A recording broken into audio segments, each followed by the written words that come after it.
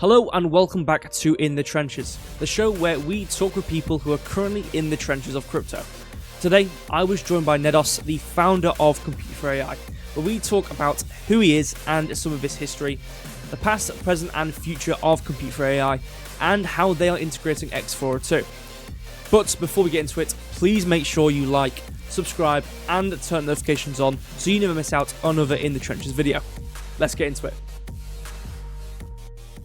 Okay, so Nedos, thank you so much for joining us on In Trenches. Really do appreciate it. You are a man which needs no introduction. However, there may be people out there who, might not know too much about Compute for AI or yourself. So could you please fill us in who you are, how you got involved with Compute for AI, and what sort of position you play?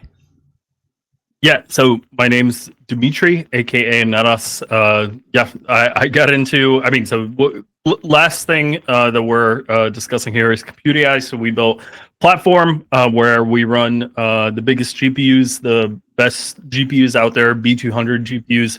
We run models on top of them. We host models for companies, including we have a partnership with ElizaOS, which I think is going to make a lot of sense for people in the next couple of weeks.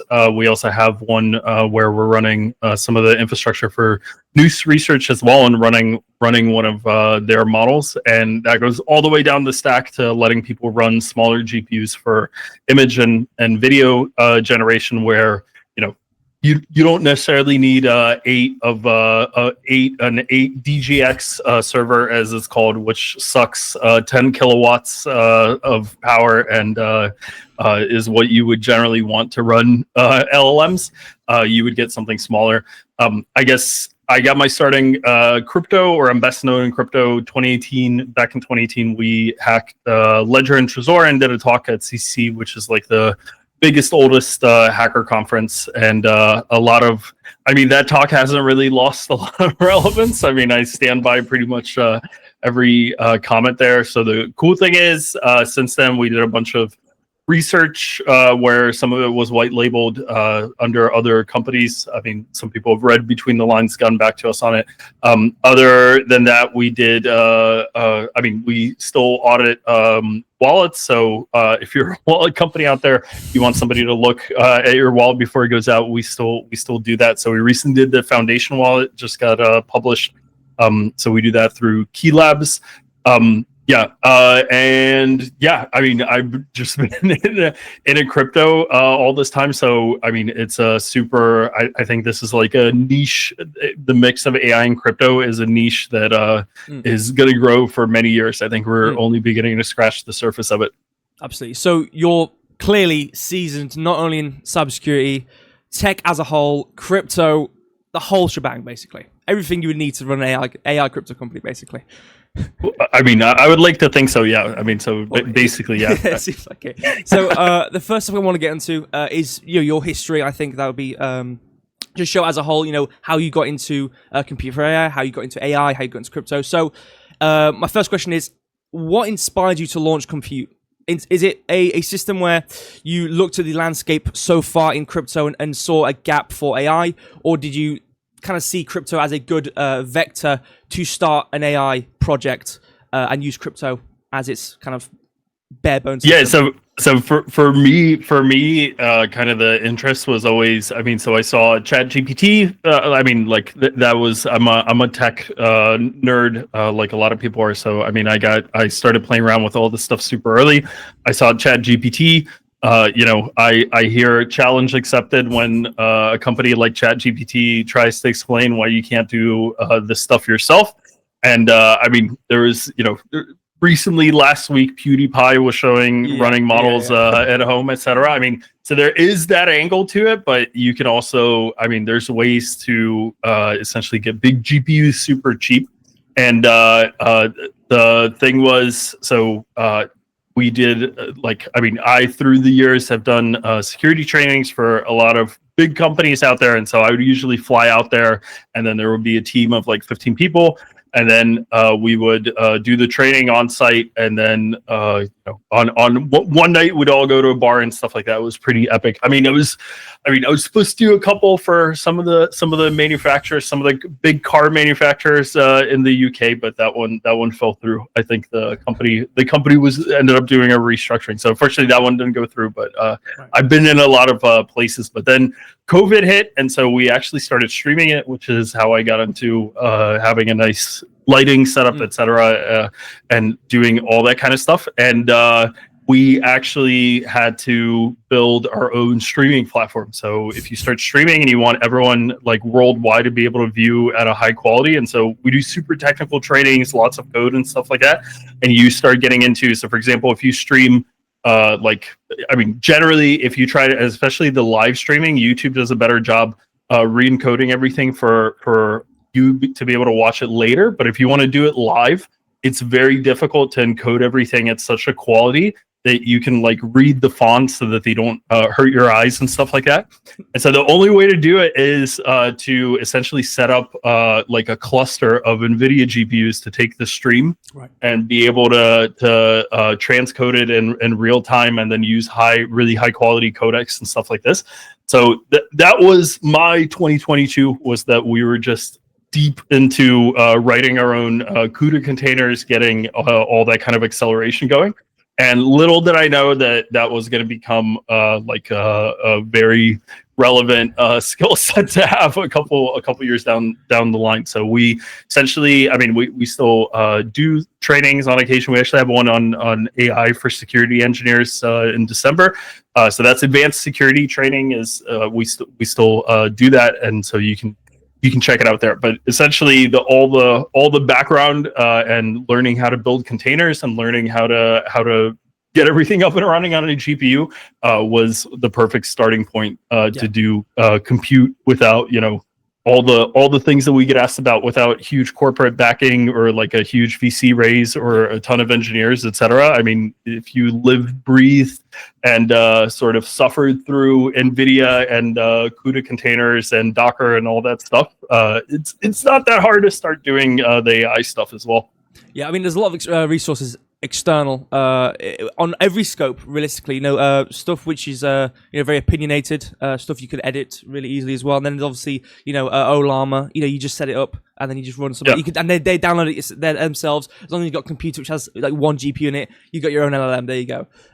But I think the space is very is growing, it's flourishing. I definitely think in crypto, like you said, is a space where it's been explored, but not really to certain extents of, for example, what yourselves are doing. So I think my next question would be a bit more onto what you mentioned earlier in terms of your security area, obviously with the Ledger thing, obviously you did. What has that allowed you to kind of bring forward in terms of your cybersecurity, your engineering experience before you got into this kind of AI world? What was that experience like you had? To what extent were you, for that? Obviously, you clearly shown you were at a high extent to be able to obviously hack Ledger. Yep. But could you give us a bit about your cybersecurity background? I will say, shout out. I was on the Stefan Livera podcast talking about just. Let you guys check that out. So we'll probably have it in a little bit more detail than I'll go over here. But basically, a lot of the stuff.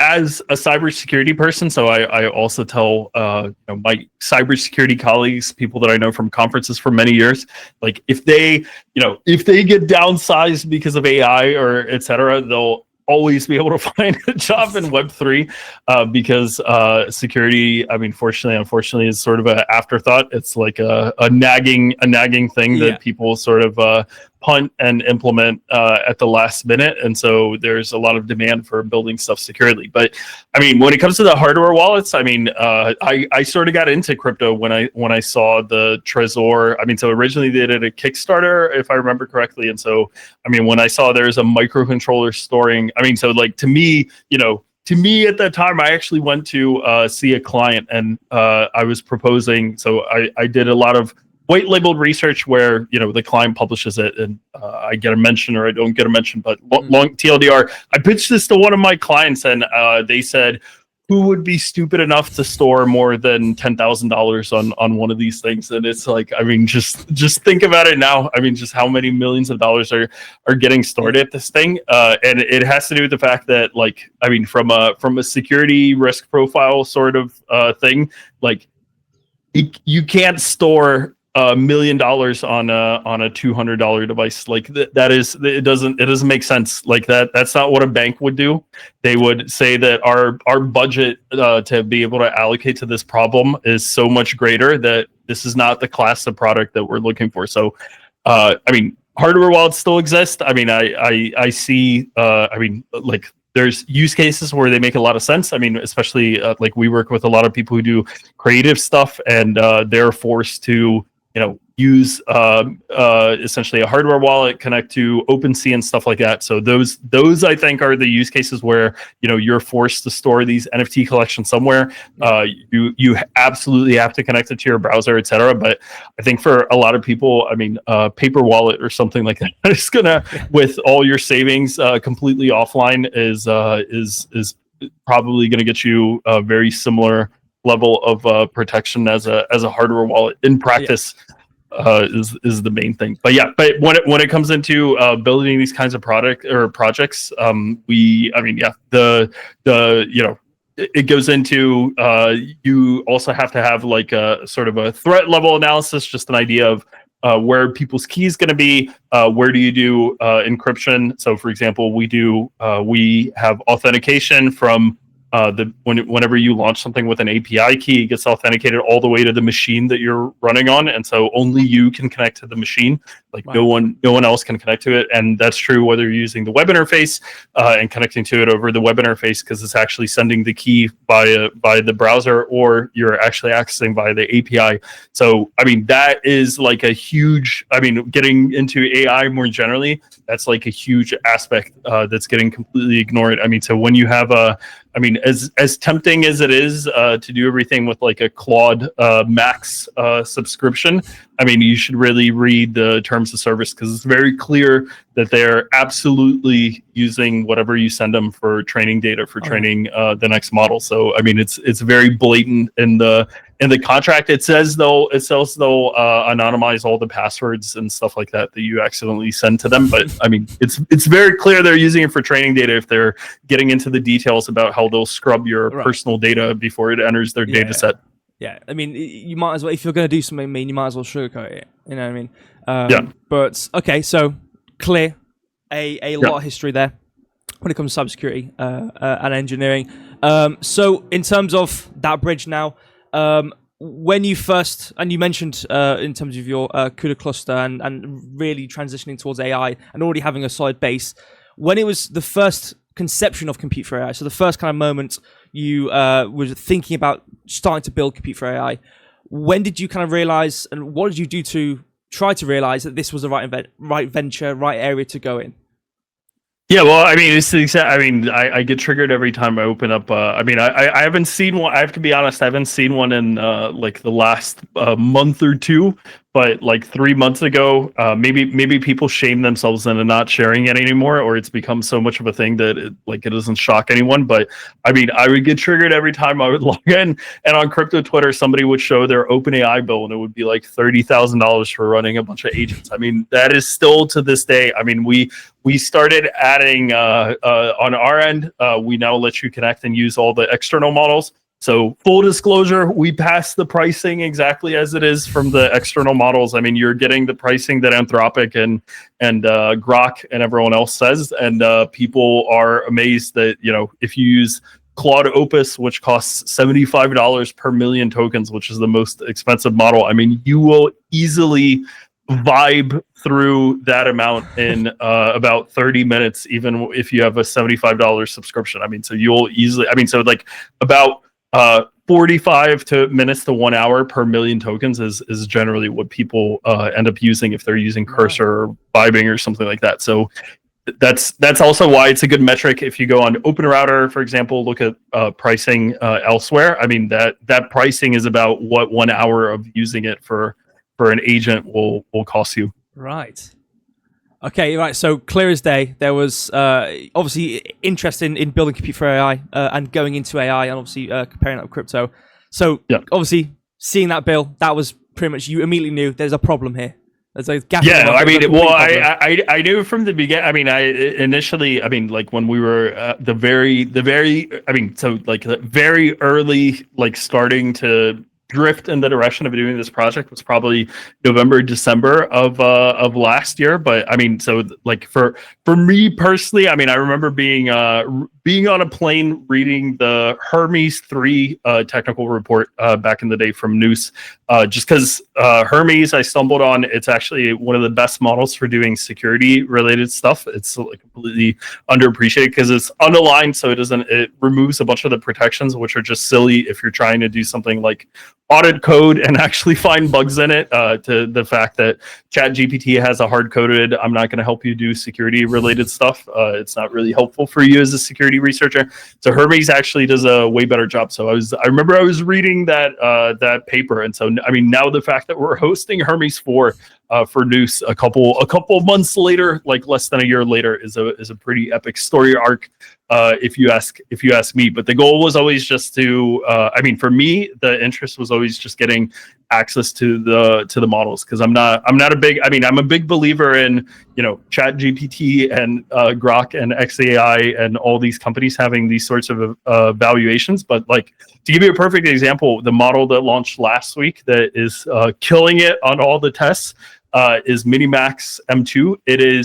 It actually, I mean, so it is, I don't remember how many parameters it is. I know that it fits on 4 B200 GPUs, which is pretty amazing, because I guarantee you, like GPT-5 and Claude and all that stuff, they're using way more resources. So the open source models that are coming out, a bunch of them are crazy resource efficient and just, you know, using techniques that these gigantic companies that can just light money on fire are completely ignoring. So I find it, I'm a little bit sad.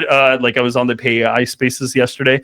I'm a little bit sad to hear how many people only use Chat GPT and Claude and all that kind of stuff for their agents. Yeah, I mean, that's the thing. It's so accessible, and everyone knows it. You know, in the news, it's OpenAI and Grok. Everyone uses Twitter. It's one button, you're on Grok. So I think people want the path of least resistance. They don't even want to bother thinking about outside the box. Yeah, I agree. They don't want to go anywhere else. They just want to work with it, and that's it.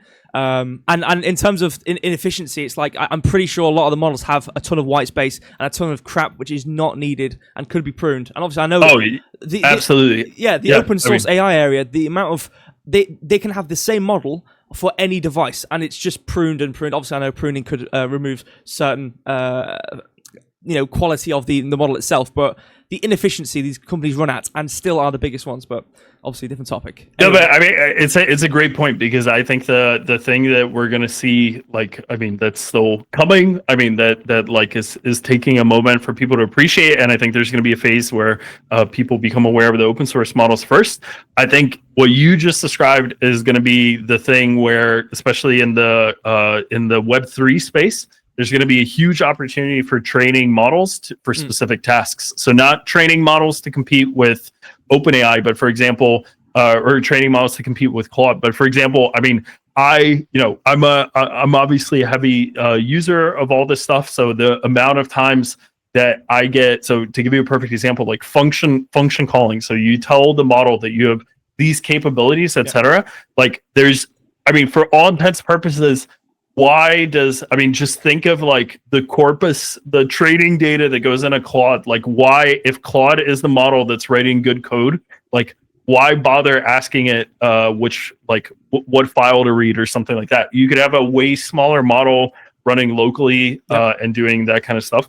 I mean, I will say, like, an interesting experiment that I may or may not have done, and you may or may not have tried. You can actually, Claude's pretty good at writing proxy to sniff all this data that it's sending back and forth for itself and for Cursor. So I invite people to take a look and analyze the back and forth and how it actually reads and writes files, because you're going to see it's not that it's it's way closer to the trivial implementation that, I, as somebody with a quote unquote CS degree, would have sat down and written than you think. It's not rocket science behind how they do the function calling and all that stuff. So function calling is one example. I mean, the other one that I finally heard on I thought I've heard at least 3 people mention it to me, so I feel like I can share it too, because I was curious, do I need to keep this one for myself? But using Polymarket as an example, I mean, so somebody should write a model where they go back and they track how basically bets have flipped. So you could totally have an AI train model tracking the patterns of like, okay, so here some insider has the information and somebody just came in and put their entire life savings on the opposite, and that's the signal that you need to know that this contract's going to flip. Stuff like that, I think, and especially on blockchain stuff, where I mean, so this gets back into like the big conversation about how does OpenAI? I mean, the OpenAI, how do they do training? I mean, I invite everyone to take a look and read all the news stories about how many lawsuits are happening against OpenAI right now.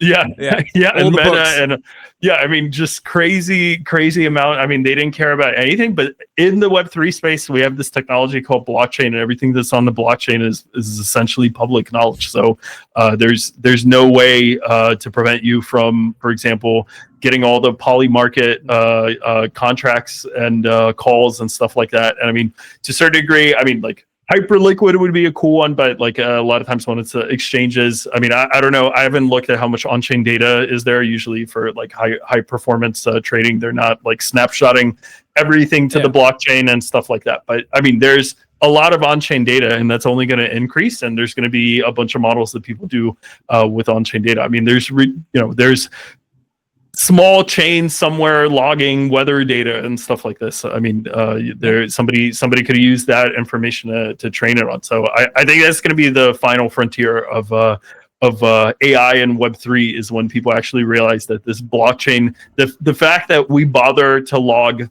all the data in Web3 is actually super useful for AI.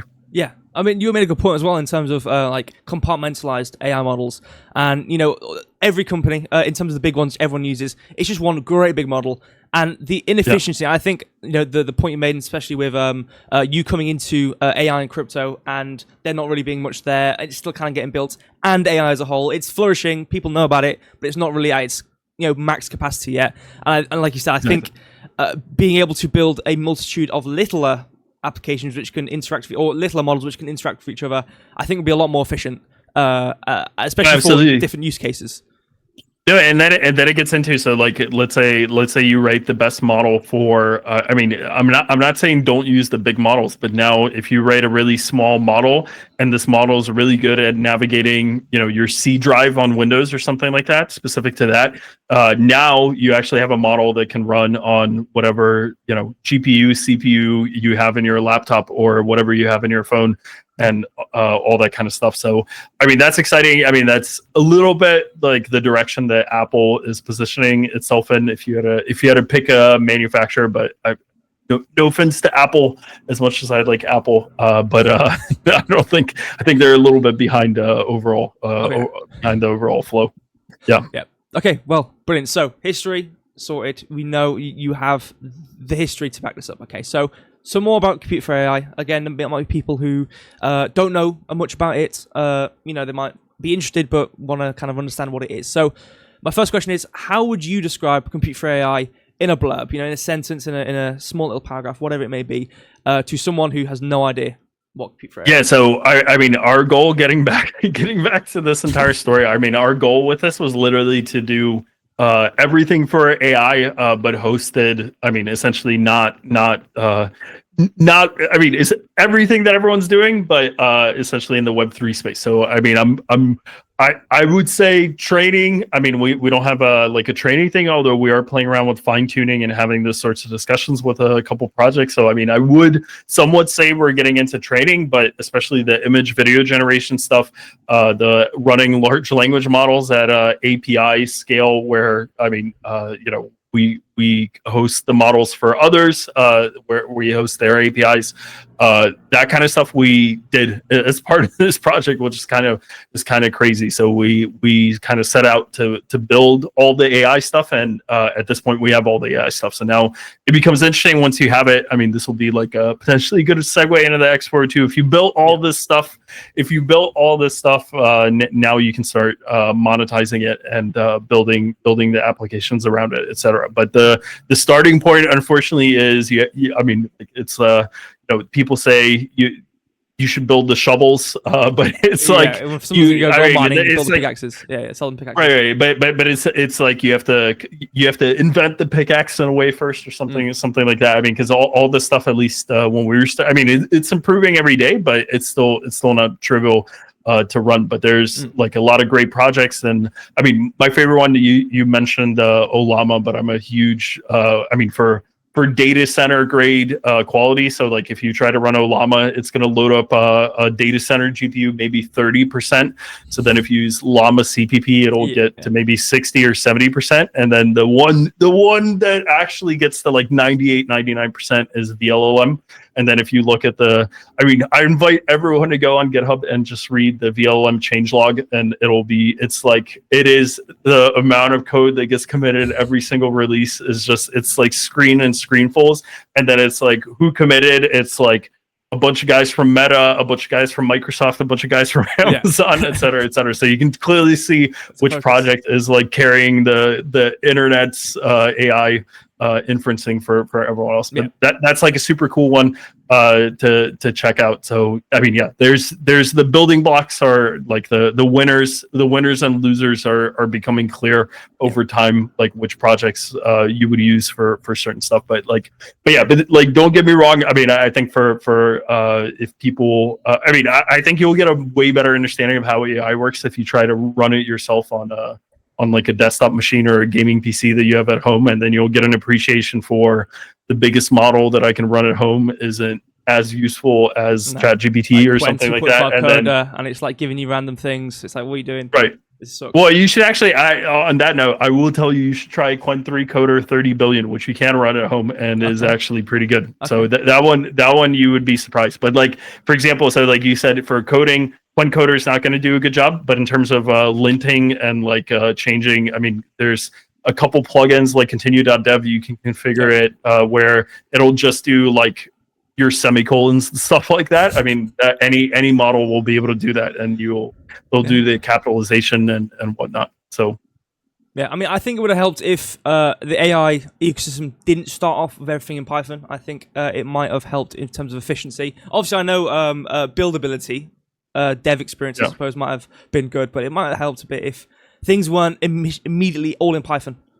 But I mean, I thought that, but I mean, this is like the conversation that I have like with my co-founder Jerome specifically. He's a big JavaScript TypeScript guy, and I mean, as a PhD, first thing that I did with vibe coding is I just analyze how good's the code that gets produced, and Python was decent, like as in from the beginning, and everything else was not very good. I mean, so I can code in a bunch of languages, but Python was always the best. And the reason for that is they write everything in Python and feed it back into the training data. So it writes really good Python code. Exactly. Everything that runs the LLM is all in Python. There's no C++ here. There's no actual systems programming languages. No, all Python. But obviously now it's getting better.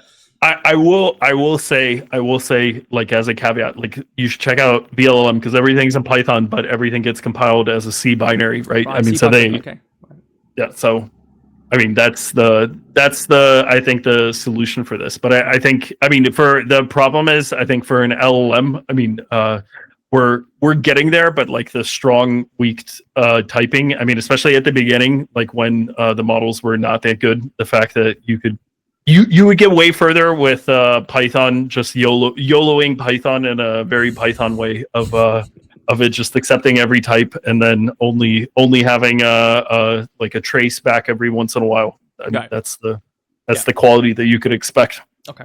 Right. So in terms of people understand Compute for AI, the audience for Compute for AI. Do you lean more towards, and this, we've obviously talked a lot about developers, and there's probably quite a lot of people can infer this question, I assume, but I think it'd be good to answer still.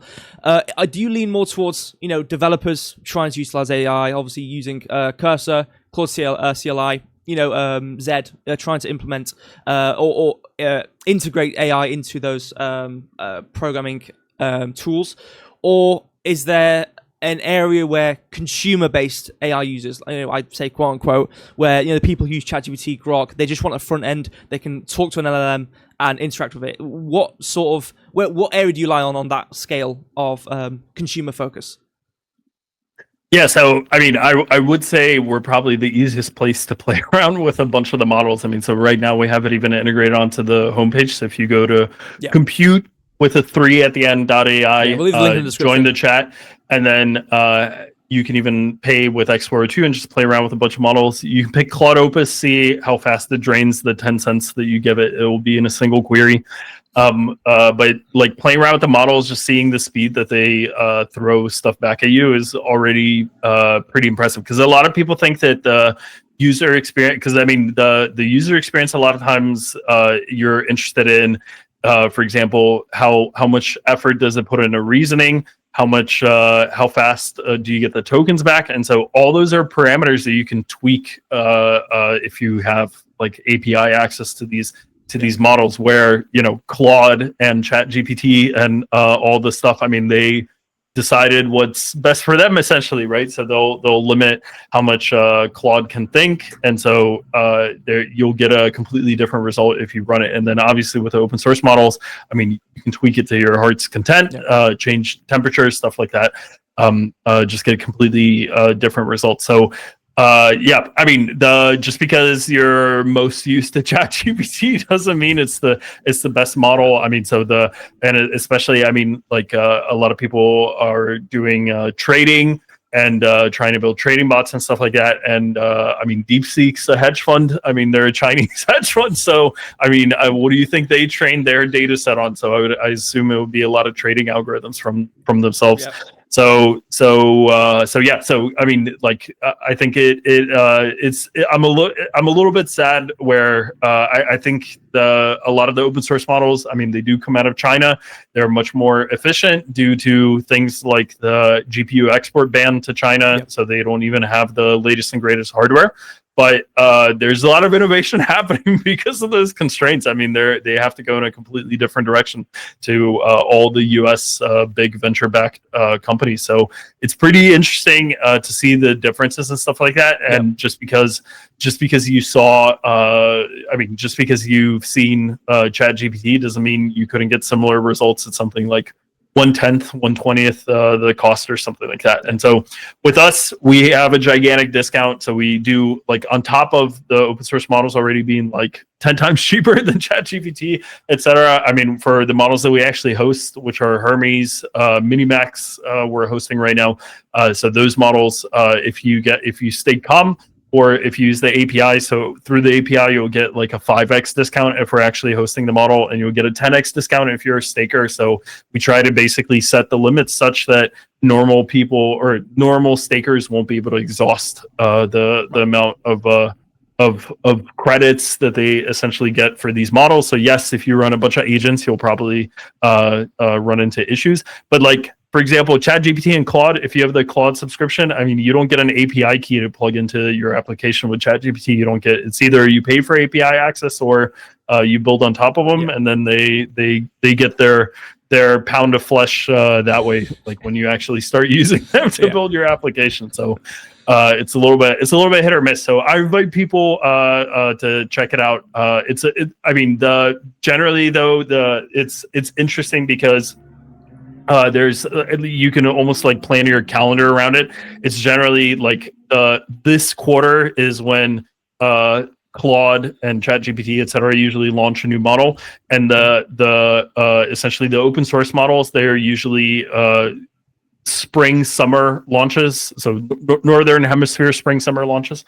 And then so like through June, July, something like that. And so you'll see, like, I'm sure in a couple weeks, Claude and ChatGPT are going to come out, and or like newer versions. I mean, so Sonnet 4.5 launch, but like a new version of Opus, and then it will be like, Anthropic will tell everyone there's no point in using any other model. You have to use Opus. And then, but the point is, the open source models, I mean, you mark my words, test them in come April, May, June. They're going to be very close to these other models. I mean, it's been happening every single year, and it's, I mean, the crazier that, like, in terms of the gap's already pretty small, I would say, especially if you're building an application. So if you're a developer building an application, the gap's incredibly small for use inside of your application.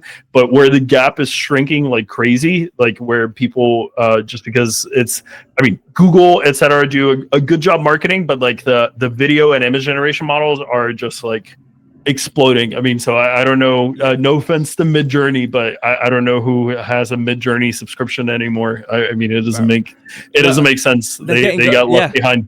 They're getting good. I mean, Google, like the amount of it, like there was a period on like social media of clearly AI videos, and it was getting better. And then certain old people couldn't tell, and now young people can't tell. Now I can't tell sometimes. And Google are definitely. I mean, there's a lot of they hyper focus in an area, but when they focus in that area, they do it the best. But Anyway, yeah. Well, I mean, but the thing is, so the Chinese Google is Quen, so the Alibaba and Quen. So, I mean, for example, if you take some of these Chinese models like Quen Image or Quen Video, and you go and, I mean, you have to think of what gets consumed a lot in Asia. So those models are, for example, way better at doing anime than the models that get trained in the West, so to say. So. Yeah. I mean, there's like, I still think there's going to be a balance, but at some point, I mean, yeah, like the point is, I'm not a believer. I know that we're like continuing down this track where, bigger and bigger data centers are getting built and stuff like that. But I think at some point you're going to end up in a situation where you're just going to run a bunch of small, you're just going to have different models for different things. You're going to have like a writing assistant model, and you're going to have, I mean, just the typical stuff that you need. And it's not going to be the size of, Claude Sonnet or Claude Opus or something like that. Well, there's the Chrome beta, like the additional flags. I can't remember the exact name of it, but there was a capability where it could run its own model in the browser, and instead of a front end website, could use the window.ai, whatever it was called, and you could use AI locally instead of hosting it through the website and then interface with that from the website. So I've seen it. There's a couple of WebGL, so WebGL ones where they actually use your GPU. So I haven't tried them yet, but I mean, it makes complete sense that was. I mean, it's like, don't ask me about the security of it, because I can tell you, I know a lot of people that looked into that, and it's not looking good. I mean, I would not hop on a Teams call with that stuff enabled, let's say, or something like that. But other than that, I think it's that's also going to be a good use case. Yeah. So yeah, when picking your next device, just consider getting a big GPU in your laptop as well. So in terms of, clearly, obviously with that, there was a lot of API based talk. So in terms of developer versus or developer consumer versus consumer, it would fall. Yeah. There's still ease access for consumer.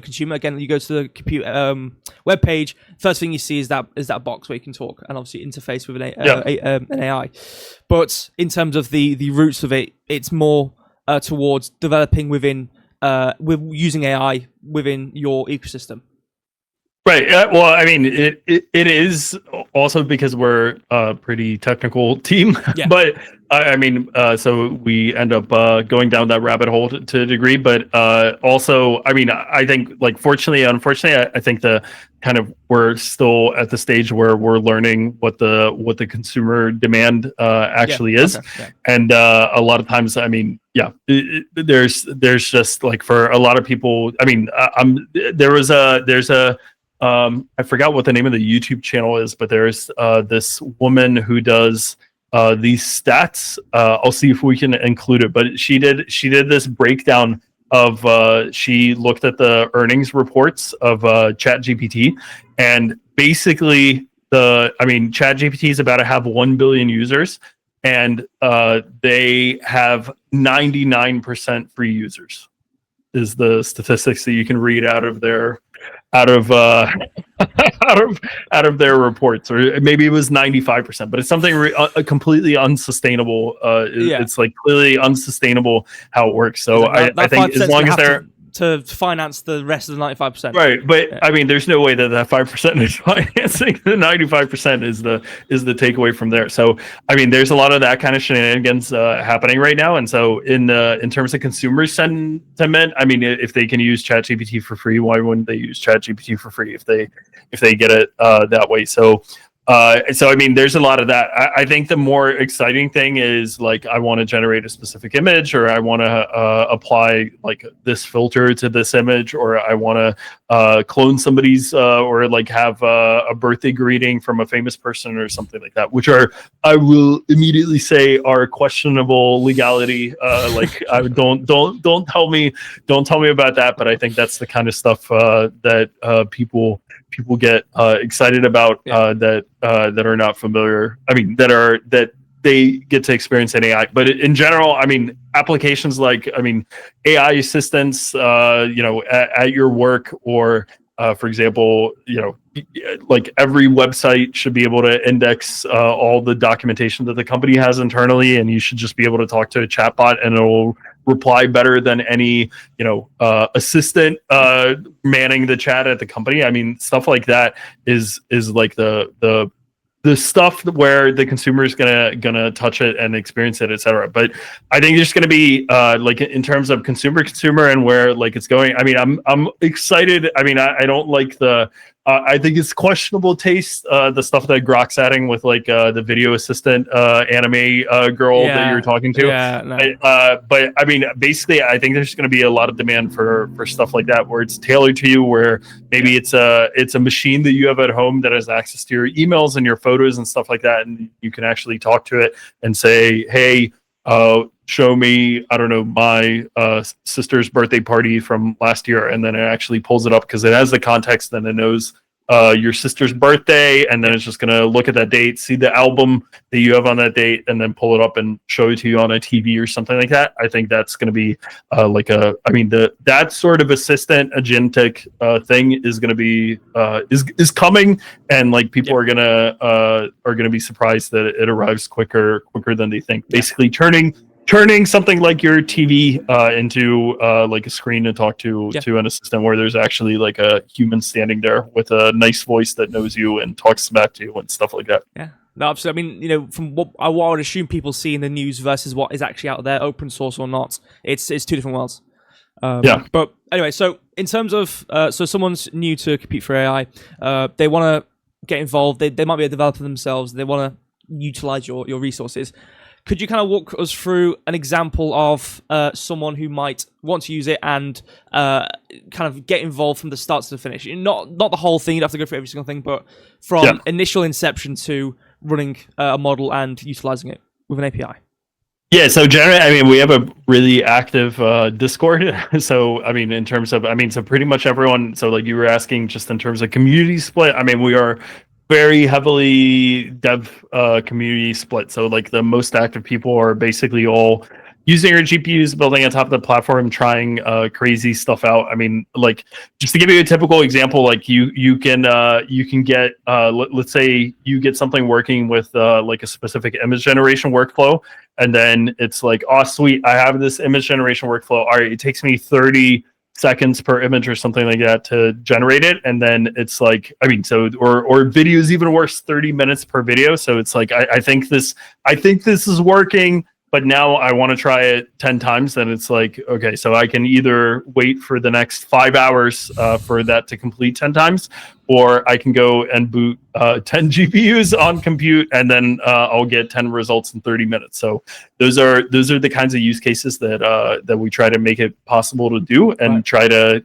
I mean, for those those kinds of experimentation. So I will say, especially, I mean, I know we're going to get, one of the topics was X42, which we'll be getting into. So we are in the middle of like a pretty big revamp where we're trying to make it, I mean, essentially make it where people can launch crazier stuff. So it was a little bit, the stuff that we started with was more curated, and we're actually getting into the point where you can actually run essentially your own code on the GPUs.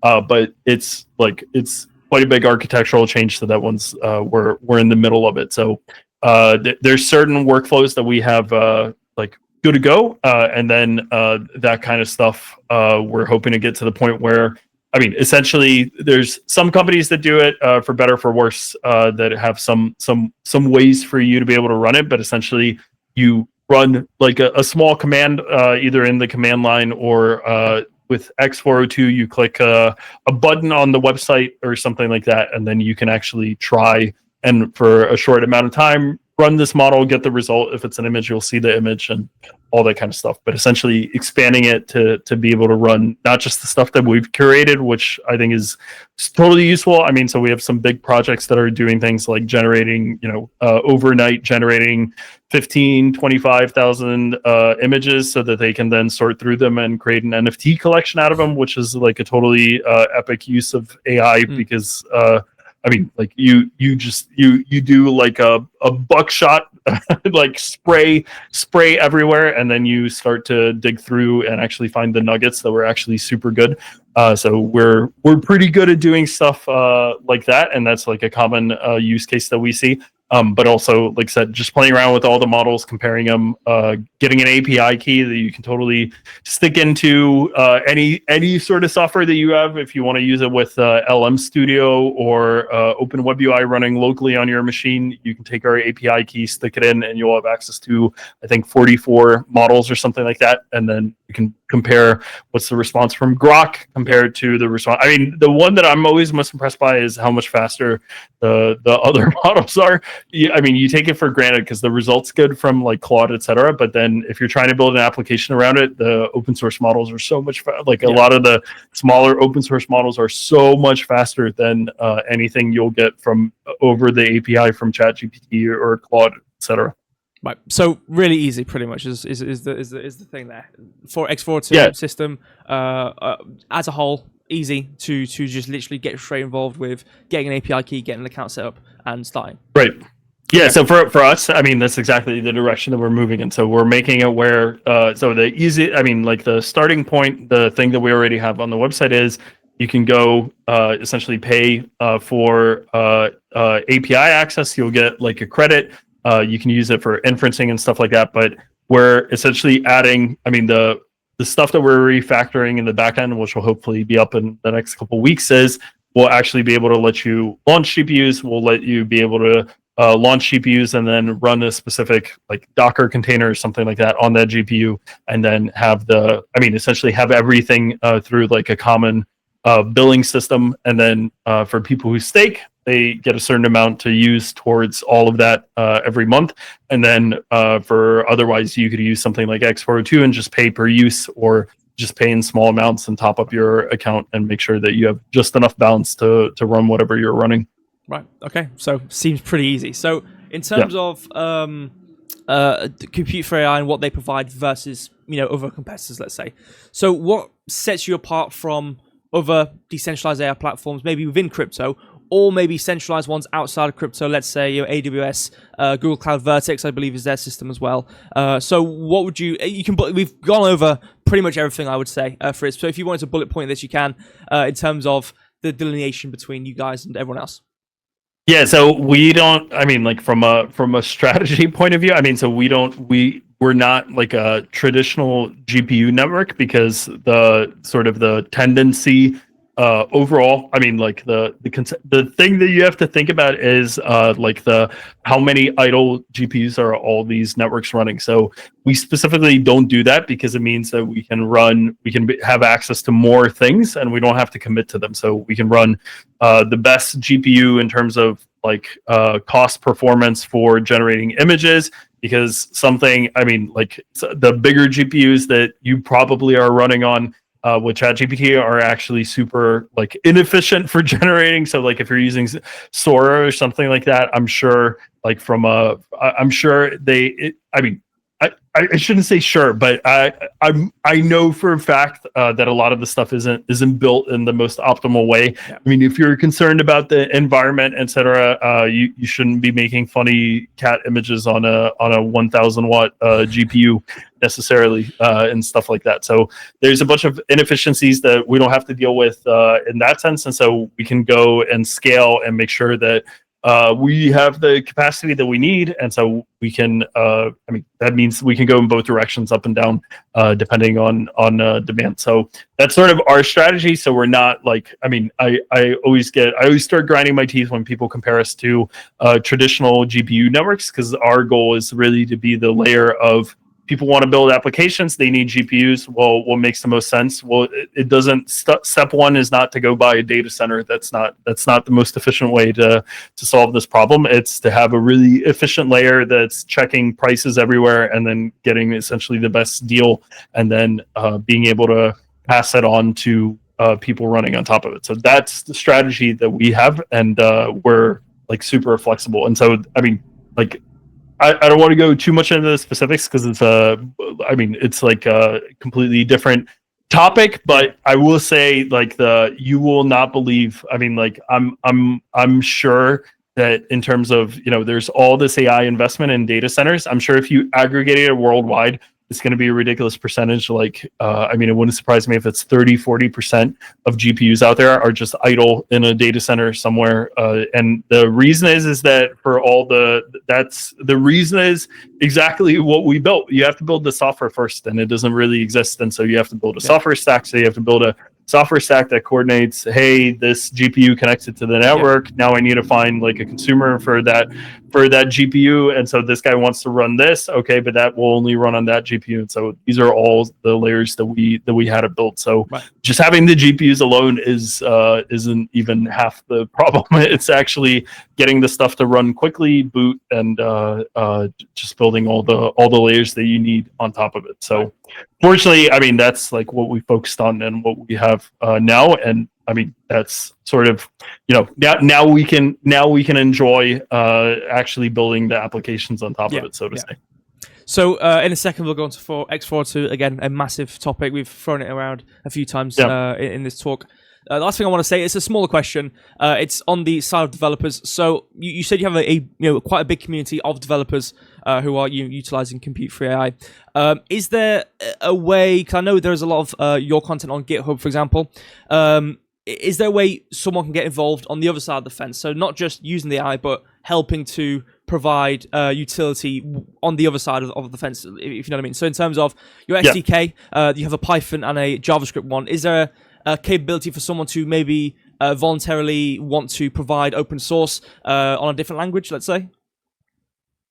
So I mean, we haven't done it yet just because it's a little bit niche. I mean, most of the time everyone's for the most part, I mean, I would say that like in terms of the most popular resources, I mean, so we have a C3 examples on GitHub is a really popular resource. We also have like, for example, even a render backend built on compute, so you could use that to, for example, I mean, that's like a good starting point for any project that wants to generate 10-15,000 images overnight. It'll literally, it'll queue everything up and use our GPUs on our network to render them. So I mean, I'll admit that those kinds of examples, I mean, they're up there on GitHub and they're specific to the sorts of use cases that we had ourselves. Yep. But having said so, like in terms of languages, I mean, for the most part, you're calling an API with us. So I mean, for the most part, I think everyone's.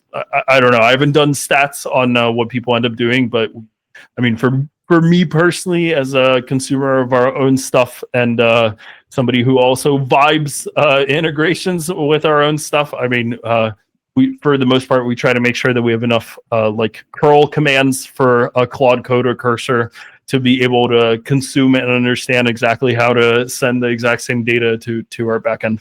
Right, yeah, I mean, because most languages, you'll have the capability of sending a request to an API. Right. So most isn't going to be there, but just for the people who might want to, who are also developers, who also want to provide, if there's any open source capabilities towards it within compute, just if that was a capability for some people. Yeah, I mean, so the stuff that we're actually like super appreciative of and we welcome is, for example, modifications to stuff like Comfy UI and getting specific models up and running. And like we've had members of the community tell us if we include, like in Comfy UI, include this Python package, we're going to get a 2x performance boost, like stuff like that, where somebody has just suffered through it, and then recommends that we change like one line in our Docker containers, which are all on GitHub, just to get double the performance and stuff like that. So, okay.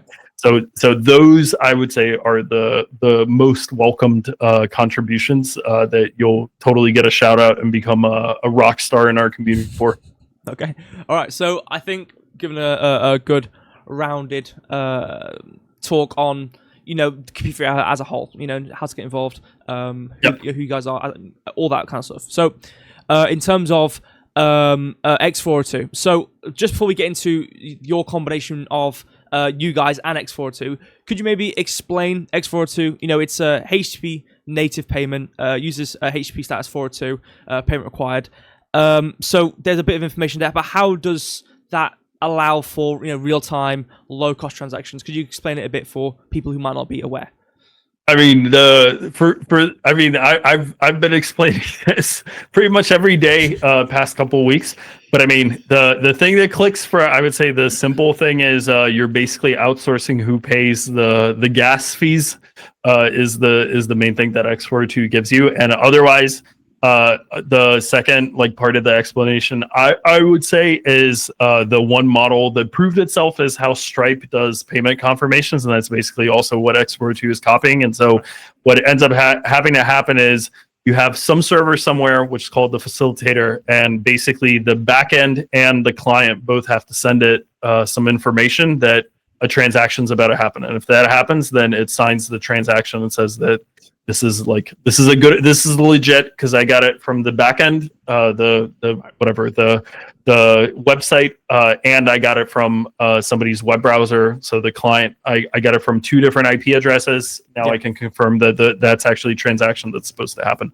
And so one of our partners is PAI, going way back. We were also reminiscing a couple weeks ago on a call that they contacted us.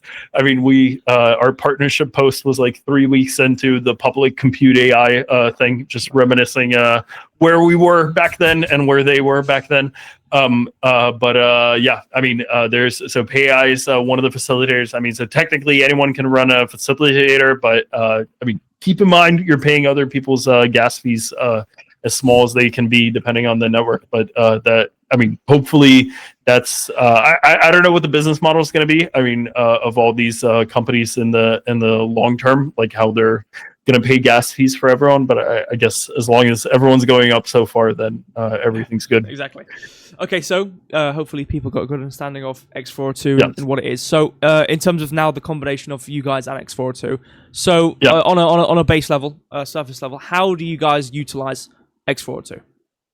Yeah, so I guess the one thing that I'll just add to X402, I think there's an expectation that like X402 is significantly faster, stuff like that. I mean, it's no faster or slower than any crypto transaction. I mean, so like there's no, it doesn't get accelerated just because there's X402 branding. It's literally it's just a crypto transaction where somebody else paid the gas for you. That's the epic part. So normally like if you're trying to develop something with X402, then for example, for us, I mean, we give people 60 minutes for free on our website if you just want to play around with the GPUs.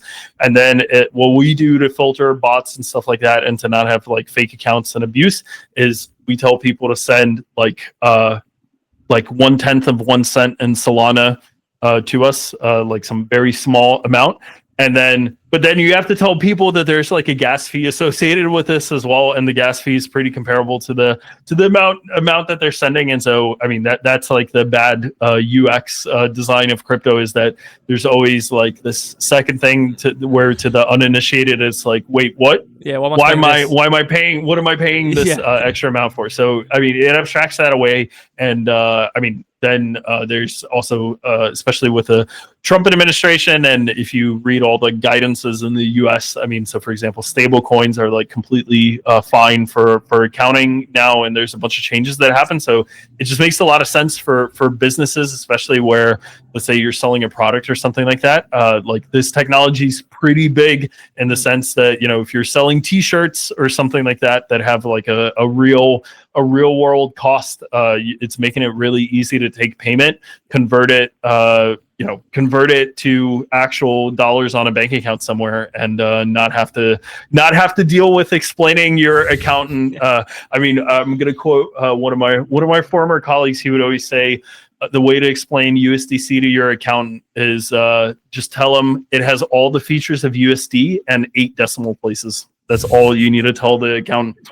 So, I mean, without having to explain that one and why like the amount's always smaller and how it's impossible to compute those transactions, it just makes it super practical. So for us, the cool thing is since it's making it so accessible and just with the amount of attention for things like image and video generations, where you actually have something that's going to run for a couple minutes, let's say, it makes a ton of sense to use something like X42. So you could say, generate an image, click here, generate an image. Okay, boom, pay MetaMask. There, you got an image a couple seconds later. The demos that I've seen, I mean, we were talking about this before we started recording. I was surprised that I've seen this demo 10 times at least on crypto Twitter, which I mean, I think our demo is way more useful, where you top up like a balance associated with an API key. Yeah. Everyone's showing, I'm going to bill you for every single transaction, for like every single prompt that you do to an LLM. I don't think is very useful. It's like, I mean, so I don't think that at some point there's like a granularity where it doesn't make sense. I think people are like dunking on the fact that you can do like you could theoretically, since Coinbase is footing the gas bill, you can do transactions that are less than a penny, but that's not really what we're trying to achieve with X42. It doesn't help anybody. It's inefficient on every. It's inefficient for the user, for the developer, for Coinbase. It doesn't help a single person to do that. But you know, I mean, I haven't done the math. I mean, because I wasn't that big of a base user until X42. I haven't done the math on the fees, but suffice it to say, like, you are not doing LLM transactions on ETH, which is technically could just as easily be, supported. I mean, so you could do X42 on any network. It's not specific to a protocol or anything like that. So that's sort of the cool thing. So yeah, like I said, for us, it's like you want to run a GPU for 2 hours, boom, here, click pay. You click pay, you have a GPU for 2 hours. So that's all the stuff that we're working on right now. That's super exciting. I mean, so like it does make it way, takes away a ton of the friction. And I mean, in a way, it takes away the friction, not because we didn't have that sort of payment before, but because people, I mean, like the fact the gas fee is removed, and the fact people are being trained to like play around with this stuff, it becomes super interesting. So one of the things that we're working on right now is to have like a replicator FAL.ai website where it'll show all the models that are out there, and you can literally click, hit a button.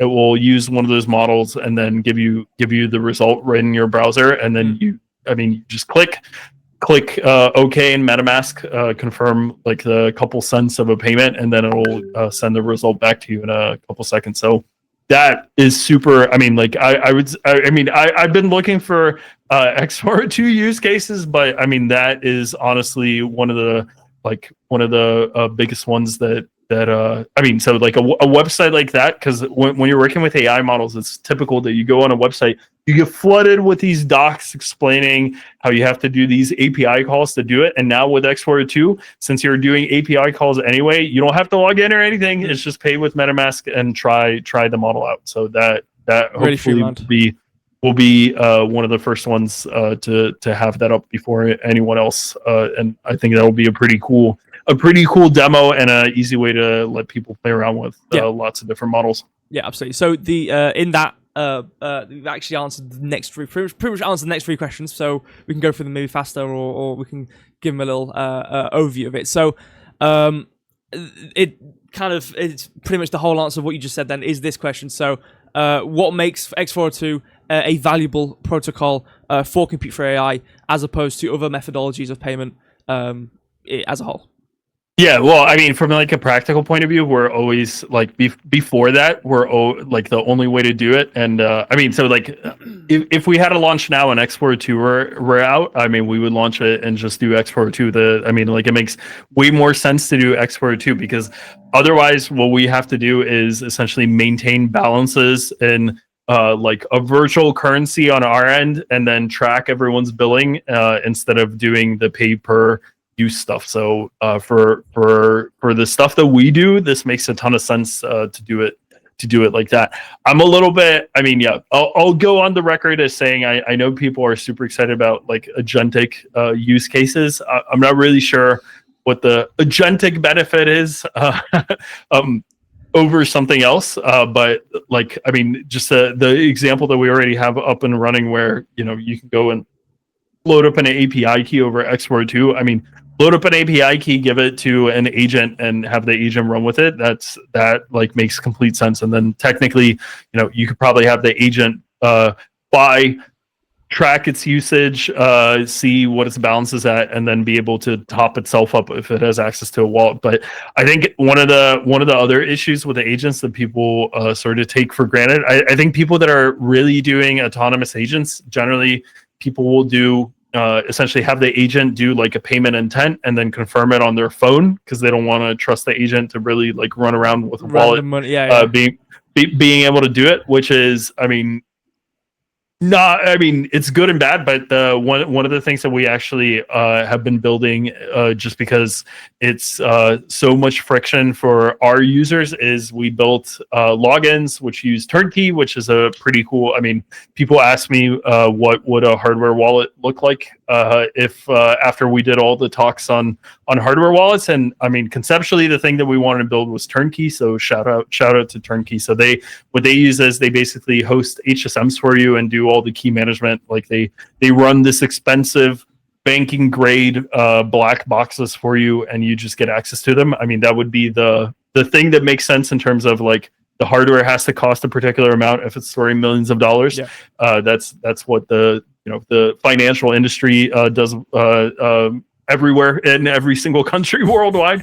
They use HSMs, so they use HSMs, and so you can actually build seedless wallets and wallets that basically, I mean, only the user has access to, but then you can manage the wallet or suggest transactions and stuff like that. So I know it's not like it's a little bit.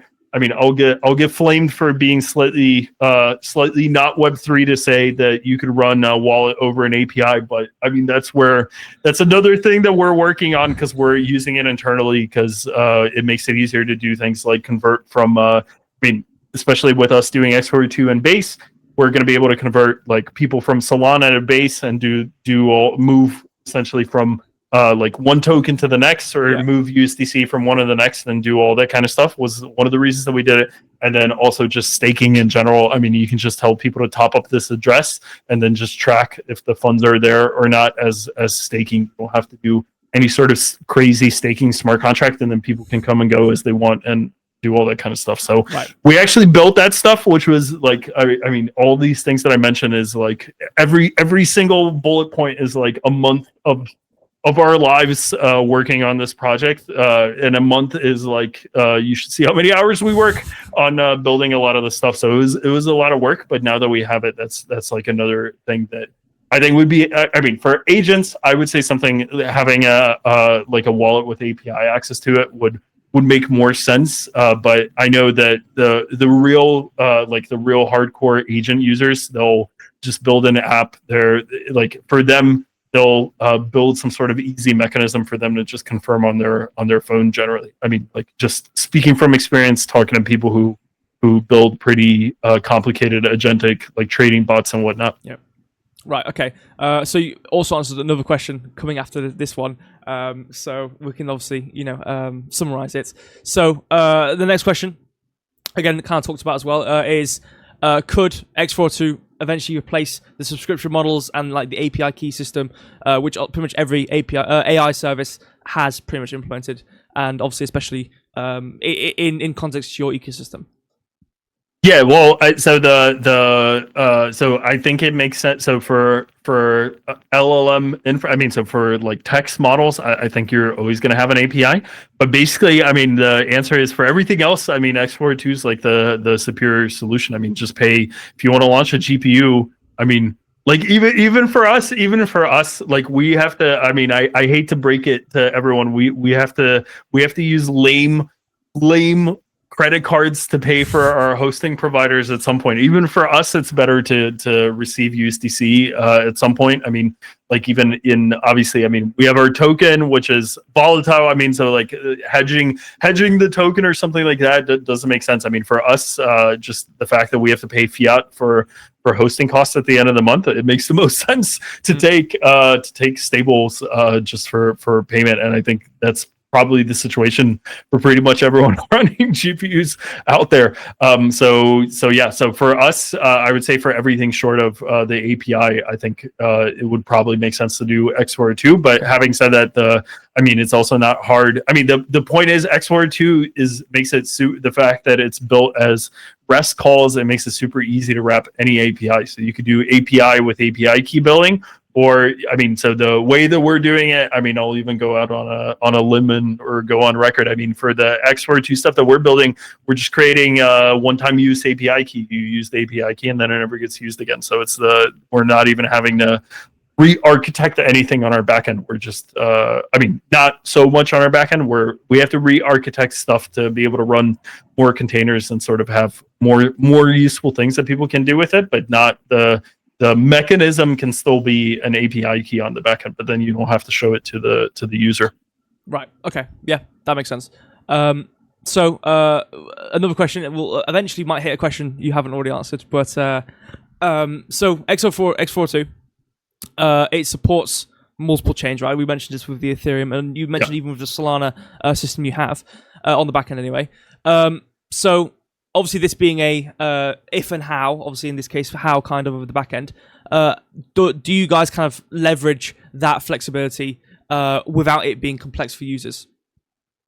I mean, one of the things that we did think about doing, but we're not doing yet. I mean, you could, like X42 is so I mean, one of the things that we might end up implementing is actually to do so using the wallets that I described, where essentially you have a balance in USDC or something like that. You would actually you would pay for every single thing in our ecosystem with X42. I mean, you could do that. I mean, I think we might build it, but I mean, for the most part, if you're in our ecosystem, I mean, it makes sense to just have a API balance that's slightly above what you're actually using. But having said that, I mean, it is like nothing existed where that would have been feasible before. So that is like one example where now it makes sense. So essentially, I mean, so where I'll give you a perfect example where it makes a ton of sense, and it's also something that we might do. So we actually have Stripe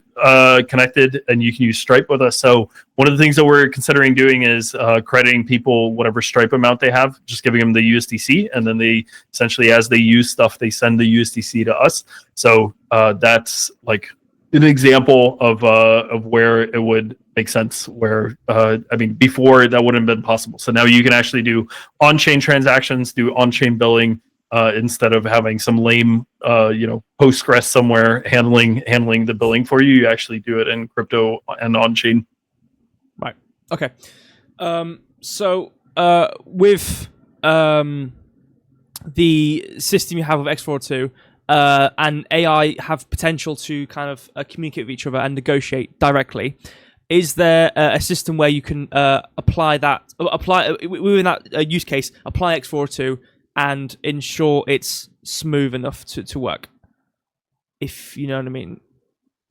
I mean, I'm a little bit confused. I mean, it's pretty smooth. I mean, like the payments aren't. People are like people hype up the instant payments. I feel a bit too much. I mean, because it's not as instantaneous as people think it is. I mean, it's still a couple a couple seconds. So as long as that's fine for the use case, I mean, it makes a ton of sense. I mean, you're at the end of the day, you're making sure that the payment went through and all that kind of stuff. And I mean, like the person pays exactly the amount that you show them, and there's no like gas fee slippage or anything like that involved. So Okay. I mean, from that point of view, it totally solves the problem, and it facilitates stuff that wasn't possible before. But if you're like, I don't know, if you're like I'm trying to think of a use case, like if you're a betting website or something like that, and you're having people spin at the roulette table, it might be too cumbersome to have them click and sign a transaction with their wallet every single click or something like that.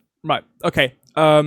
So looking forward in terms of what X402 and the combination of AI and X402 could be, on the topic of obviously AI agents being able to kind of operate within themselves, and obviously I know we talked a bit ago about allowing the AI to obviously not run off with it with just a set of money and actually having some human interaction to confirm something. Do you see a future where there's capability of X402 being used to allow for the AI to interface with it, X402 that being, and have this ecosystem where AI is operating financially within itself, like between AIs? I mean, I can totally see it, and it does simple. But I mean, like, I don't think I don't think the hurdle. I mean, I think crypto solves that problem. I mean, I think an AI is fully capable of calculating gas fees as opposed to a human. So in that sense, like, I don't mean to burst everyone's X402 bubble, but I mean that technology sort of existed before. But like the fact that I'm more excited about a bunch of stuff. I mean, so I'm more excited about real world use cases, like generating an image for 1 cent, which is roughly what it should cost to generate an image. You being able to pay just for that one image and not having to do what you typically see on a website where I have to spend $25 and then I get 50 credits, and then I only end up spending 5 credits, and then it resets next month. So all that stuff goes away. That's where it's exciting for me, that now you can actually do payments for very small amounts and track them, and etc. Right. So safe to say with X42 and compute, it's revolutionary. It's more streamlined for everybody involved. Yeah, exactly. Yeah. Okay. So moving on to nearing the final topic of today's today's talk, I should say, is the future of compute. So in terms of what you have on the horizon, what's next for compute?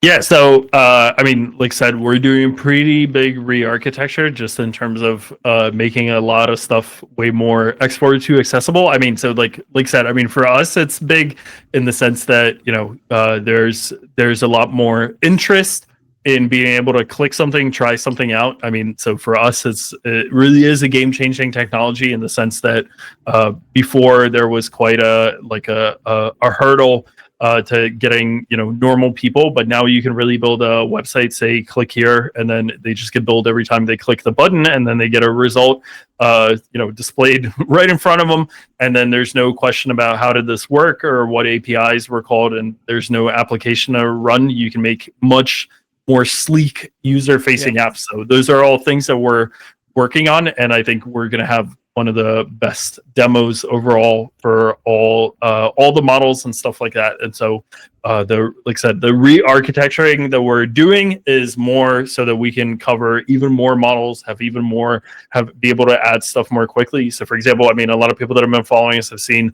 you're pretty much, you know, like Minimax, we added, I don't remember, like 8 hours in. DeepSeek, when it launched the latest version of DeepSeek, we had it up and running within like 3 hours or something like that. So there's a lot of work that we put in to make it so that we can add the stuff very quickly and make it even easier for people to play around with. So I'm excited in that sense. I'm super excited about X42. Next thing is in terms of I think there's a lot of I think like the final frontier in for AI and crypto mixing, like I said, is going to be training. I think there's going to be just look at the amount of capital that's going into all these AI companies. All that money gets burnt. I mean, they're like, for all intents and purposes, they don't care what it costs to run the model, because the cost of training the model is like 1,000 times. So like you think we're talking about like wasting doing image generation on a 1 kilowatt machine, which, I mean, let me tell you, you're like, whatever you pay on the API did not pay for the electricity if it's for that GPU. So like that already doesn't make sense financially if you're running it on such a big GPU. So I mean, the thing is, where it's getting exciting is like the use cases that you said, just having small models for specific tasks. And I think there's going to be a huge opportunity for regular people, quote unquote, retail crypto investors to get involved and own parts of AI model training specific models, being able to host models. So that's one of the things which I would say we've proven already. I mean, we go out and host models for people that even the biggest companies don't necessarily want to host these models, because somebody as scrappy as us might be getting a better deal on the GPUs and can just run it at a lower cost. So, I mean, that's like a big part of it. I mean, I can imagine a future in which there are specific models being trained. You say it's running on compute. We have an ecosystem of, the community trained this model, the community owns this model, the community gets like, a share of what the revenue that the model generates, etc. So that's sort of the final frontier that we're moving towards. So the good news is there's like a step before that, which is getting more and more excited.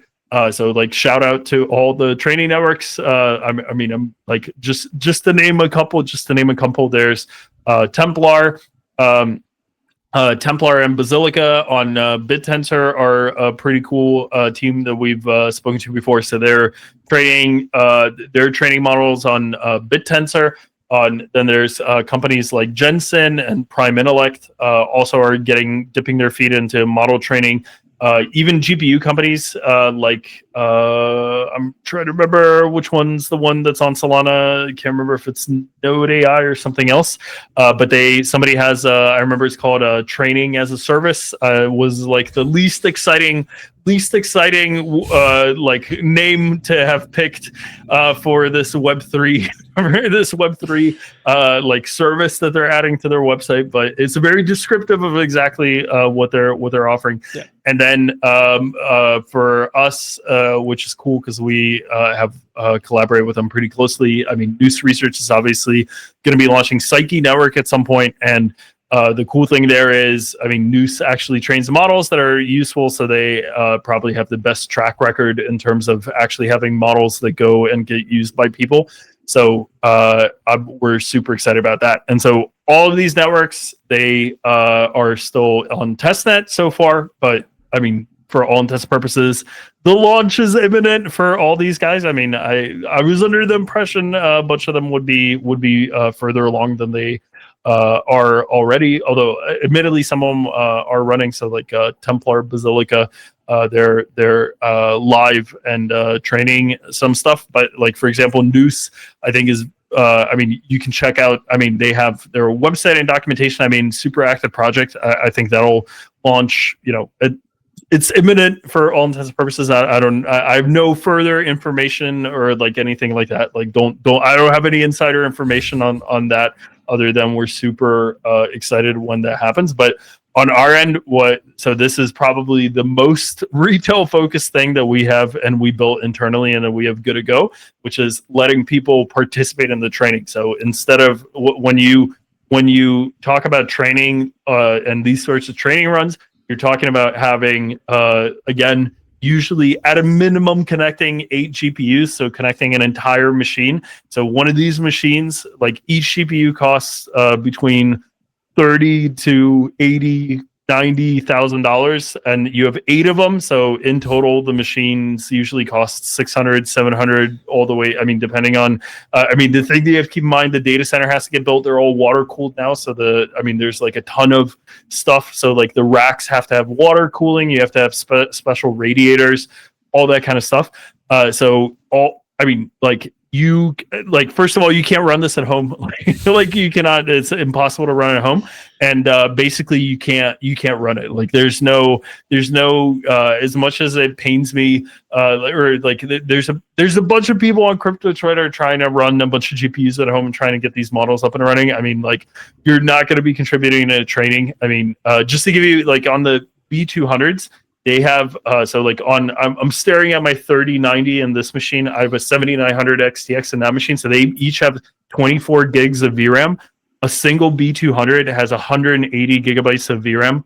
So one server has basically 1.5 terabytes of VRAM, which means that's the size of the model that fits into it. So roughly a 1.5 trillion parameter model can be trained by or like will fit in this machine. And then and it can be can be inferenced efficiently. And so, I mean, the calculation is slightly different, but like people always ask, how big of a GPU do you need? And generally billions of parameters equals, so B equals gigabytes. So, and the models are in bit. I mean, so they're 8-bit models, or the 8-bit. So roughly, very rough calculation, however billion parameters is how many gigabytes you need. So like right. Llama 3 is 405 billion. So you need 405 gigabytes of VRAM to be able to fit it. And then something like Kimi K2 came out this year was like a big like game-changing model, because it was the first super useful open source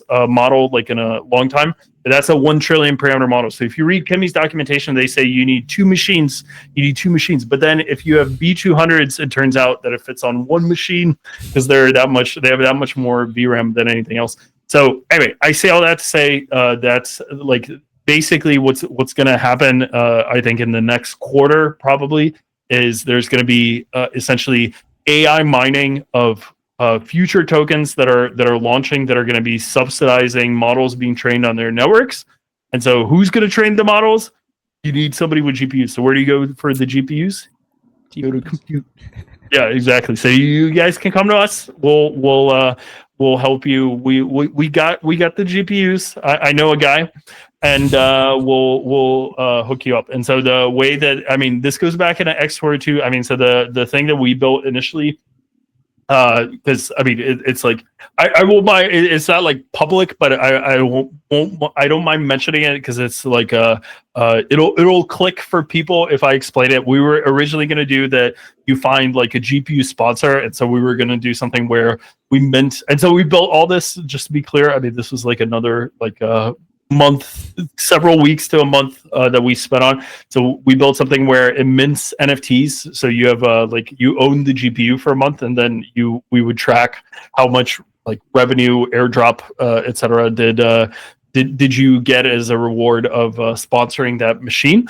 And long story short, what ends up happening is, or we sort of built that, but now it gets way more exciting with X402, because now you could do you want to sponsor the GPU for 5 minutes? Do you want to sponsor it for, do we want to break the GPU into, I don't know, a billion, or I mean, billion's probably too much, but like, do we want to break the GPU, let 1,000 people sponsor a GPU? And so now with X402, it also gets super exciting there, because now literally eliminating the gas fee, now you can basically make it scale up or scale down and do as many or as few participants as you want on one of these GPUs. So that's going to be super exciting. I mean, that's a piece of tech that we have where unfortunately we're like waiting for others to go live, but that's a super exciting direction as well. And I mean, like in terms of us having products where it's like straightforward for the regular crypto Twitter, somebody with a Phantom wallet just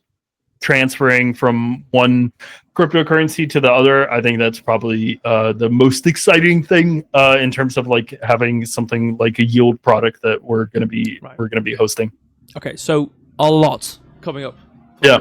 Okay. So my kind of last question before the last one is the numerical milestones, growth milestones. Is there anything coming up for compute soon, which people might want to consider, which you might think is considerable, numerically?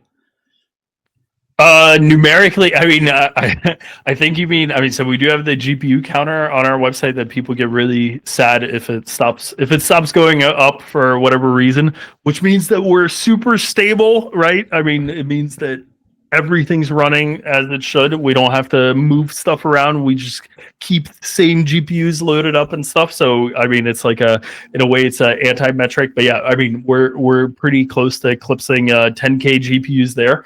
The other thing, which is pretty, I mean, the other thing that I think is going to be pretty big is just the announcements in the next couple weeks with the Lives OS migration, etc. I mean, so we're super close to them because we launched on Auto.fun. We were the most successful project on Auto.fun before Auto.fun ceased to exist. So, I mean, I don't know.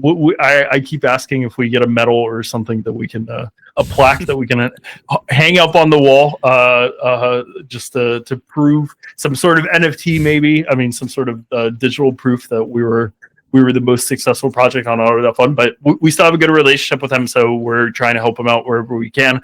Running, so for example, we added a bunch of embedding models. So Quen 3 has a family of embedding models, and I mean, like another classic example, they're not hosted anywhere. There are no, I've yet to find, I mean, so basically everyone that I know, like when we posted, you can tell that we have a developer community. As soon as there was more excitement about us adding embedding models than a lot of the other models, because everyone says that is the only thing that I still pay for OpenAI access for, is to use the embedding model there. And so for people who aren't familiar, embedding basically turns text into like a numerical representation of the text, which just makes it easier to search quickly with not necessarily an LLM, but just quicker to search. So if you have something like an encyclopedia, it's not practical to load the encyclopedia once, but you could break it into smaller pieces and then index it like that, and then you can do a really efficient word search to find the stuff that you need.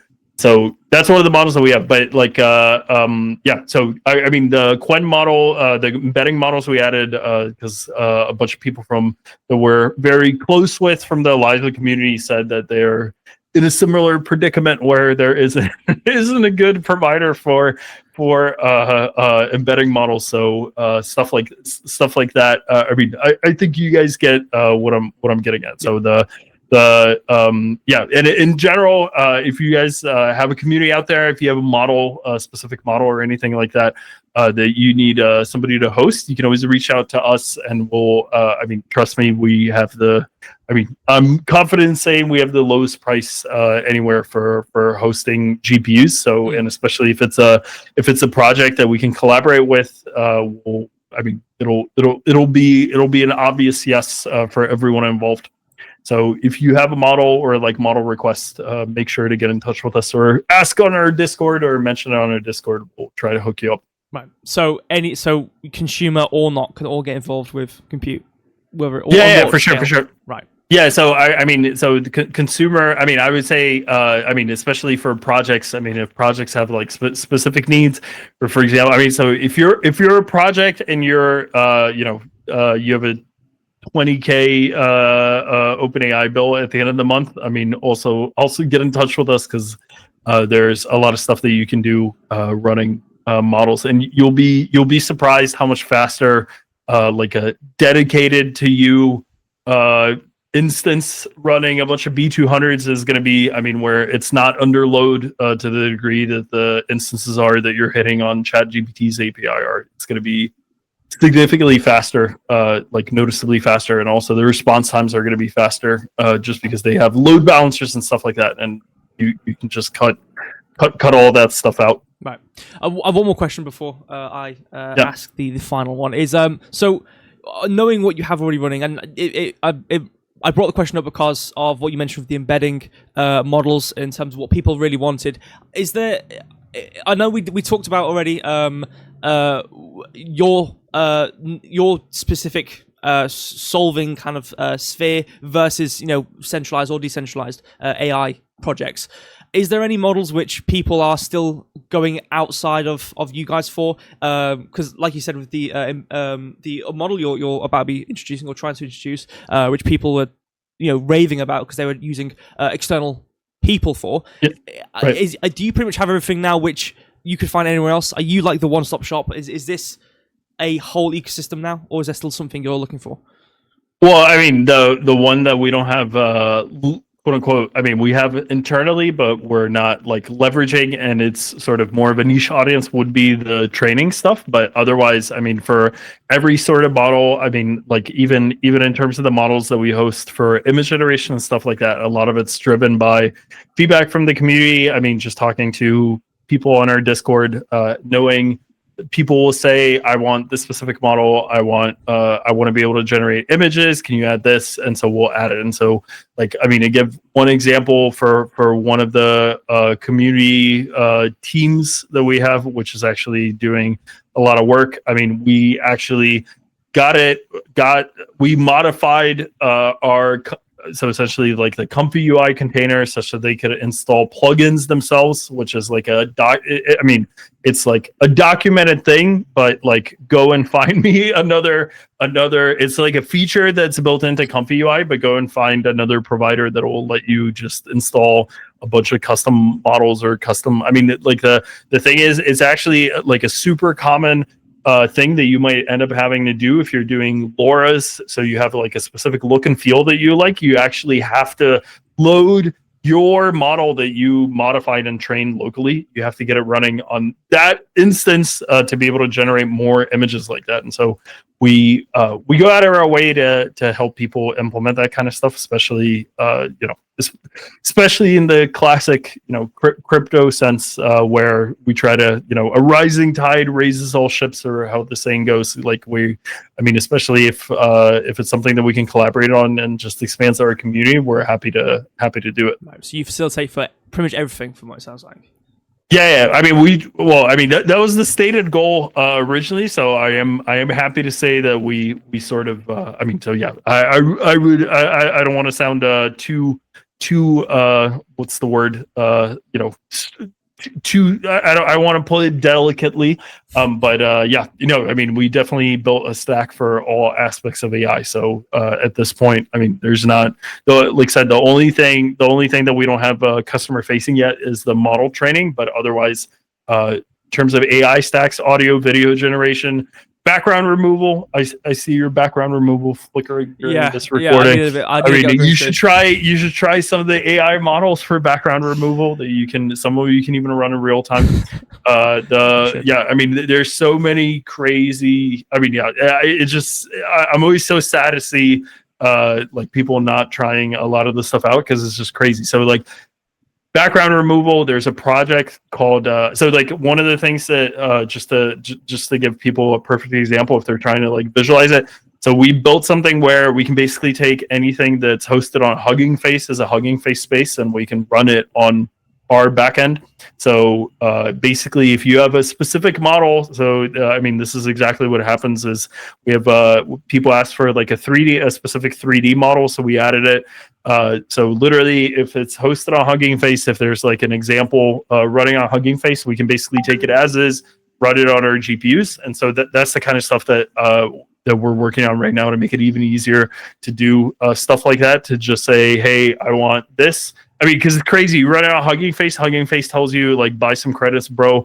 Or, like, this model is too popular. You actually have to pay for it now because too many free users have used it. I mean, it's, like, crazy to me that, like, it's insert coin. I mean, they need X402. Hugging Face needs X402 for all these models because they're trying to get you to sign up with an account and pay for it. But I mean, that's basically, I mean, that's like the thing is that for AI developers, a lot of times you're going around on things like Hugging Face trying to see, does this model run at all? Like, before I spend 2 days trying to get this model up and running, does it even run on the Hugging Face demo that they have on their website, or does it fail there? Because 50% of the time, I would say it doesn't even work on Hugging Face, and then getting to the point where it runs for you locally is not that big of a deal. But yeah, anyway, I say all that to say, so for models like that, getting specific models up and running is something that we do.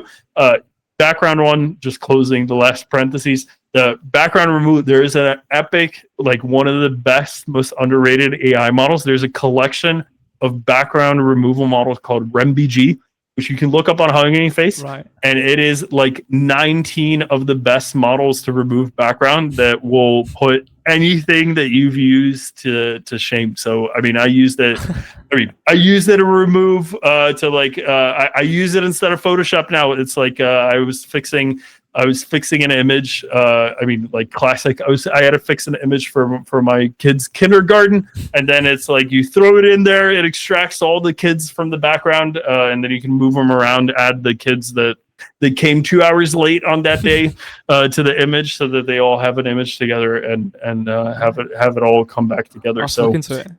there's so many models. I mean, the other one that I saw I haven't had time. These are the kinds of things that I'm looking forward to. I mean, there's a bunch of so WAN 2.2, WAN 2.1, 2.2 is a really good video model, but now they have an animate model, and you literally just upload a human. I mean, so like a human speaking, and it will do all the face movements, all the facial expressions, so you can replace yourself with somebody of the opposite sex, for example. You could do crazy stuff like that. So there's like all these kinds of examples. So I mean, that's the other one. If you're in a, I mean, there's so much crazy stuff that OpenAI with their, I mean, they just removed giving medical advice from ChatGPT. I don't know if you saw that in the news. Yeah. So I mean, if they think that's spicy, just go on Hugging Face and see what's out there. Oh no, I mean, there's so many areas. Maybe not so much. Obviously, Hugging Face is completely open source. Or you download the models, and it's fully there. I know there's a lot of websites out there which host these sorts of models and are very Wild West when it comes to it. I think a lot of people who just only know about OpenAI or Grok would be very surprised at what's out there, or maybe not surprised. Maybe considering what they say. Well, I mean, I have to say, like, getting back into where I think we have a niche. I mean, a lot of the websites with the best models are the shadiest Chinese websites I've ever seen in my life, and the fact you have to enter your credit card there to get access to these tokens. Exactly. Log in by phone, all that kind of stuff, and it's just like, I mean, most of them are at the very least log in with Google. Like, you can't even use like a throwaway email address. It's always, I mean, just absolutely crazy. Well, that was the last question I had of this whole thing. There is one more though. Is there anything I've missed out? When I've asked these questions, all the topics we've talked about, there might not be. That is fine as well. Anything you think is really important for people to know who are watching? To hear about Compute for AI and hear about you. Yeah, I guess I mean we do get a lot of people asking about, like, I mean, as a funny note, I don't know if you've I went to the official Quen Discord, and I was asking him about a problem that I was having running VLLM on B200s. I was getting a crash which was very specific to Quen, and so the response that I got was I should run Olama because it just runs so much better. I mean, I mean, that was pretty good. But like, in terms of, I think people really should try running a lot of the stuff locally as well. I totally see. I mean, I can see a future where we eventually. I mean, it's just not the time isn't now, but eventually, I can imagine a situation in which we actually do have communities running a lot of the render right now for like cost benefit, etc. I mean, a lot of the models are actually optimized for 48 gig VRAM cards, but the new 5090s are 32. And then actually, if you get the mobile chips, they're at least, like, if you get a mobile 5090, they're now 24 gigs. You get 24 gigs of VRAM and like a laptop if you get a gaming laptop. So I mean, I'm just saying, like, at some point we might do something in that direction. But in general, like, people should like, pierce the veil, go and actually try running this stuff, a lot of the stuff yourself, because there's a lot of good projects. I mean, all of our Docker containers, etc., we contribute back.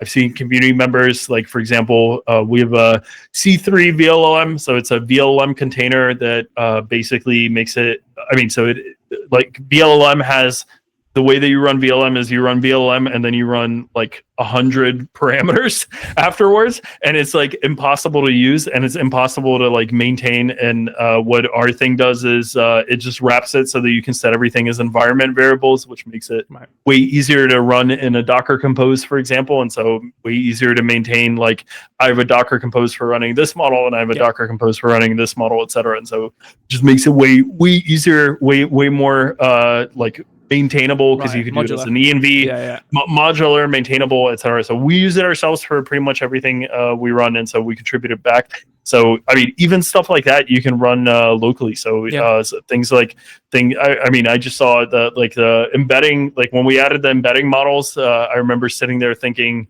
like, what server runtime will run the embedding models, and then I'm like, let me just try VLM. Like, let me just stick the model in, and it just worked right away.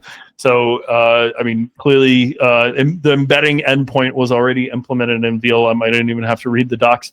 But I mentioned it because another one, which I think would be like the GOAT of models that you would run locally, because it's only, I think it's like 3 billion parameters. Is there's a Quen PDF model now, which does OCR of PDFs that you should be able to run locally, and the runtime is VLM. So they tell you to run it in VLM. So you could take our VLM, which downloads the model directly from Hugging Space, tell it to do, I can't remember if I think it's either Quen or DeepSeek that did a PDF model, but there's like a Quen or DeepSeek PDF.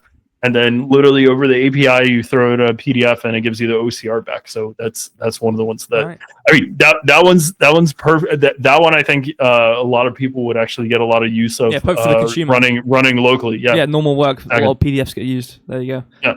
Right. Well, thank you so much. That is it for me. If that's it from you, really do appreciate you spending your time talking to us on In the Trenches. And I think the community will love this talk. Thank you so much. Yeah, awesome. And I'll be happy to see all you guys joining our Discord. Check us out on Telegram and all the socials as well. And thanks for having me. This was fun. They'll be in the description. Yeah. Okay. Well, thank you. All right, man. Bye. So that was my conversation with Compute for AI. If you enjoyed and you want to know some more, go down to the description where you will find all their links. And while you're down there, you might as well like, subscribe, and turn notifications on so you never miss out on another In the Trenches video. But that is it from me. Thank you so much. Until next time, goodbye.